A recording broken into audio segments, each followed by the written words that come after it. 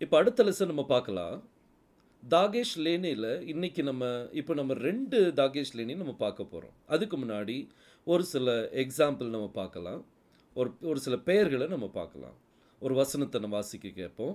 2 ராஜாக்கள் 12ஆம் அதிகாரம் 21ஆம் வசனத்தை நம்ம வாசிக்க கேட்கலாம். சிபியாதின் குமாரன் யோசகார் சோமேரின் குமாரன் யோசபாத் என்னும் அவனுடைய ஊழியக்காரர் அவனை கொன்றார்கள். இறந்து போன அவனை தாவீதின் நகரத்தில் அவனுடைய பிதாக்கள் அண்டையிலே அடக்கம் பண்ணினார்கள். அவன் குமாரனாகிய அமத்சியா அவன் ஸ்தானத்தில் ராஜாவானான். இங்க யெகோசபாத் அப்படிங்கிற பேர் நம்ம பார்க்குறோம். யெகோசபாத். இந்த யெகோசபாத் அப்படிங்கிற வார்த்தையில் நம்ம ஏற்கனவே பார்த்த மாதிரி அந்த வாவ் பாருங்க. வாவ் வந்து ரெண்டு காரியத்தை இணைக்குது. ஒன்று கர்த்தருடைய பெயர் என்னது? யா. யோதும் ஹேயும் சேரும்போது என்னது? யா. ஜபாத் அப்படின்னு சொன்னா டு சப்ளை, வழங்குகிறவர். ஸோ யெகோவா வழங்குகிறார், யெகோவா கொடுக்கிறார். அவருடைய கிரியை என்ன? சப்ளை பண்ணுறது, ஃபுட் சப்ளை பண்ணுறது.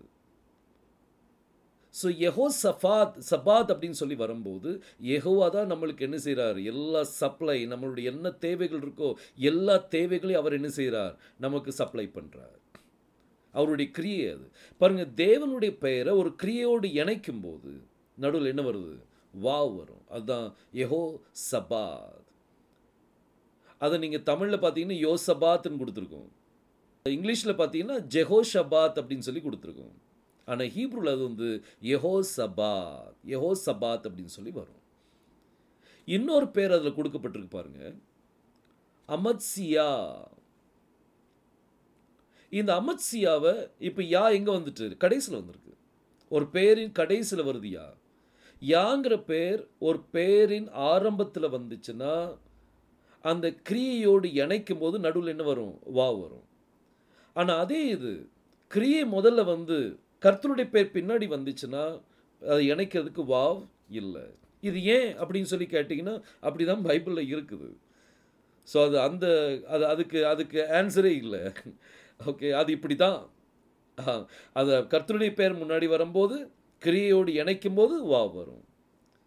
ஆனால் கர்த்தருடைய அந்த கிரியை முதல்ல வந்து கர்த்தருடைய பேர் பிறகு வந்துச்சுன்னா இணைக்கிறது வாவ் தேவையில்லை. இந்த அமத்சியா அப்படிங்கிற அந்த பெயரில் யாங்கிற பெயர், கர்த்தருடைய பெயர் கடைசியில் வருது. அமாத்ஸ் அப்படின்னா பலவான் அப்படின்னு சொல்லி அர்த்தம்.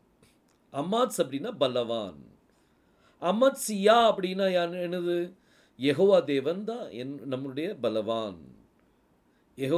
ஜெகோவா இஸ் மை மைட் அப்படின்னு சொல்லி வரும். யெகோவா தான் என்னுடைய பலவான். அமத்சியா. இதுலேயும் யோது வந்து 2 தடவை உச்சரிக்கப்படுது பாருங்க. அமத்சி, என்னுடைய பலவான். என்னுடைய பலவான் யாரு? யா தான் என்னுடைய பலவான். ஸோ இப்படி தான் கர்த்தருடைய அந்த பெயர்களில், இப்படி தான் பெயர்களில் என்ன செய்யலாம்? நம்ம அர்த்தத்தை நம்ம என்ன செய்யலாம்? கண்டுபிடிக்கலாம். இப்போ நம்ம தாகேஷ் லேனில் 2 காரியத்தை பார்க்க போகிறோம் இன்னைக்கு. ஒன்று வந்து காஃப், இன்னொன்று வந்து பே. முதல்ல காஃப் பார்க்கலாம். காஃபுக்கு உள்ள புள்ளி வைத்தால் அது வந்து கங்கிற உச்சரிப்பு வரும். காஃபுக்கு உள்ள புள்ளி வைக்கல அப்படின்னா அது வந்து ஹ உச்சரிப்பு அதோட சேர்க்கணும். இந்த க கூட ஹ சேர்க்கணும். க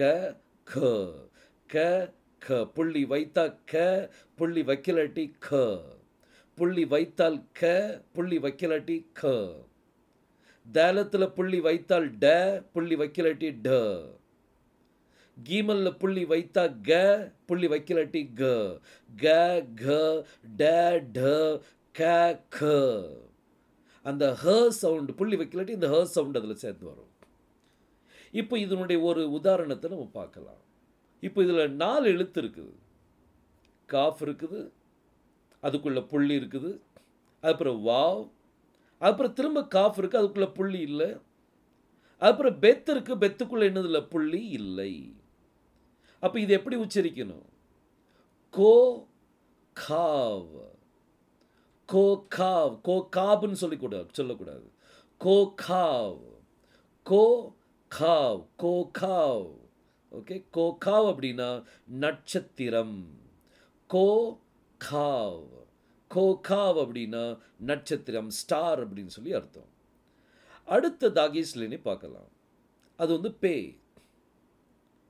பேக்கு உள்ள புள்ளி வைத்தால் அது வந்து பே, பங்கிற உச்சரிப்பு வரும். பேக்குள்ள நீங்க புள்ளி வைக்கல அப்படின்னா அது வந்து இந்த பி கூட ஹெச் போட்டால் எப்படி உச்சரிப்பீங்க? ஃப, ஃப அப்படின்னு சொல்லி உச்சரிப்பு வரும். புள்ளி வைத்தால் ப, புள்ளி வைக்கலாட்டி ஃப. புள்ளி வைத்தால் ப, புள்ளி வைக்கலாட்டி ஃப.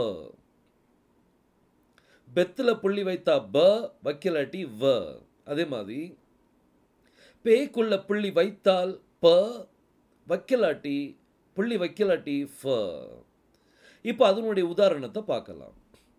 முதல் உதாரணம், முதல் 3 எழுத்து இருக்கு பாருங்க. முதல்ல ரேஷ், அது இப்போ பேருக்கு, ஆனால் அதுக்குள்ளே என்னது இல்லை, புள்ளி இல்லை. அடுத்தது ஆலஃப். புள்ளி இல்லாட்டி எப்படி உச்சரிப்பீங்க? பேக்குள்ள புள்ளி இல்லாட்டி ஃப. அப்போ இது எப்படி உச்சரிப்பீங்க இந்த 3 எழுத்தையும்? ராஃபா, ராப்பா. ராப்பான்னு சொல்லக்கூடாது, அது என்ன சொல்லணும்? ராஃபா, ஃப சவுண்ட் வரணும். அடுத்த உதாரணத்தை நம்ம பார்க்கலாம். பவுலுடைய பெயர், பவுலுடைய பெயர் வந்து அதை போலோஸ் அப்படின்னு சொல்லி சொல்லுவாங்க. பவுலுடைய பெயர் எப்படி சொல்லுவாங்க? போலோஸ் அப்படின்னு சொல்லி சொல்லுவாங்க. அதில் முதல் எழுத்து பே, பேக்குள்ள புள்ளி இருக்குது. அப்போ இது எப்படி உச்சரிப்பீங்க? ப. பக்கத்தில் வாவ் மேலே புள்ளி இருக்கு, அப்போ இது போ. லேமடுக்கு பக்கத்தில் வாவ் போட்டு மேலே புள்ளி இருக்கு, அப்போ இது லோ. போ லோ ச, போலோஸ். போலோஸ் அப்படின்னா பவுல், பவுலுக்கு வந்து போலோஸ்ன்னு சொல்லுவாங்க. ஸோ இப்படி தான் இந்த 2 தாகேஷ் லேனை பற்றினது. ஸோ காஃபுக்குள்ள புள்ளி வைத்தால் அது வந்து க, புள்ளி வைக்கலாட்டி அது க. பேக்குள்ள புள்ளி வைத்தால் ப, புள்ளி வைக்கலாட்டி ஃப. ஸோ புரிஞ்சிருக்கும்னு நினைக்கிறேன். புரியலாட்டி மறுபடி போட்டு கேளுங்க, நிச்சயமாக கர்த்தர் உங்களோடு பேசுவார். இப்போ அடுத்த லெசன் அடுத்த வீடியோவில் நம்ம சந்திக்கலாம்.